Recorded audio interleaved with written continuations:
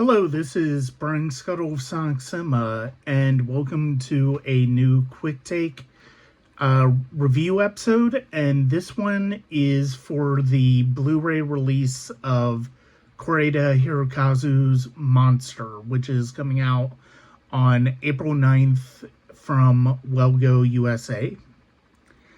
And this was one of the absolute best films I saw all year. And it's not surprising because Kore-eda Hirokazu is a tremendous artist. If you've seen Broker, if you've seen Shoplifter, if you've seen Nobody Knows, he is just an absolutely exceptional filmmaker. And this one resonated with me much stronger than I think any of the films of his I've seen since Nobody Knows. And the reason is it's getting to the same complex, humanist, intimate, familial connections that Nobody Knows dealt with, as well as the larger society. And I think that's what really resonated with me the most when I saw it back in December. What we get in Monsters is essentially a 3-act film that looks at the events leading up to a situation as well as what happens afterwards from 3 different perspectives. The first one we get is a mother, single mother, who is raising her son on her own, and she's starting to notice that her son is very distant, and it is really troubling her, and some of his behavior is really unexpected and disturbing. And so she finally gets it out of him that he has been struck by one of his teachers at the school that he's at.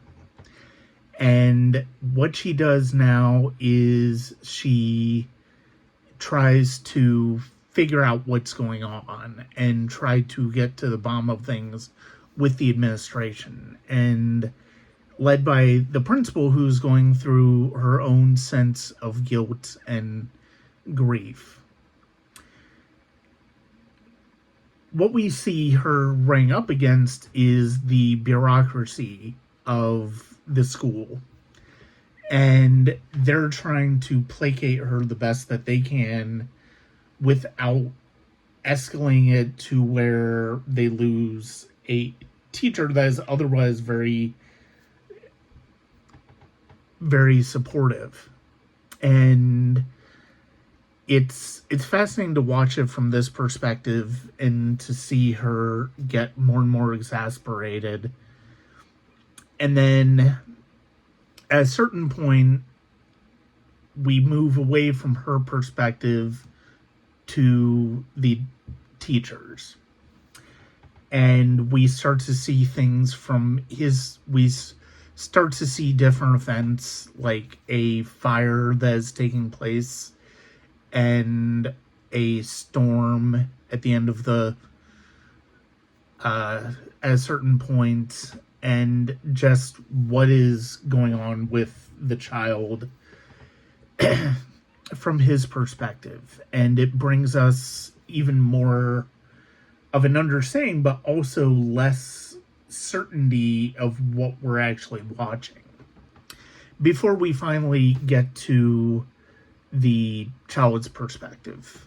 And it's there where Kore-eda's film just absolutely flattens us, because what we come to realize is that children at that point of time are not keen to share much of themselves, especially if they're going through something difficult and profound, like having a friendship blossom for the first time, having complicated emotions really run with them for the first time, and you really start to see how the child is trying to navigate their social circle and their personal life almost in a vacuum. And it really adds so many profound layers to this story. In my original review, I likened it a lot to Kurosawa's Rashomon. That's not entirely a valid one-for-one comparison, but when it comes to looking at different perspectives of the truth, I think it's a very apt one, because each of these main characters that we get are working within their own truths, and it's just an extraordinary and empathetic film from Kore-eda. And it is the final musical statement by the great Japanese composer Ryuichi Sakamoto, where he basically compiled created a series of themes that we hear throughout the film, and it's just a beautiful score. If you listen to my appearance on Piecing It Together, where we talked about our favorite scores of 2023, you know that Monster was in there for me. And this is just an absolutely extraordinary film. It was not, in another year, it very well should have been Japan's entry for international film.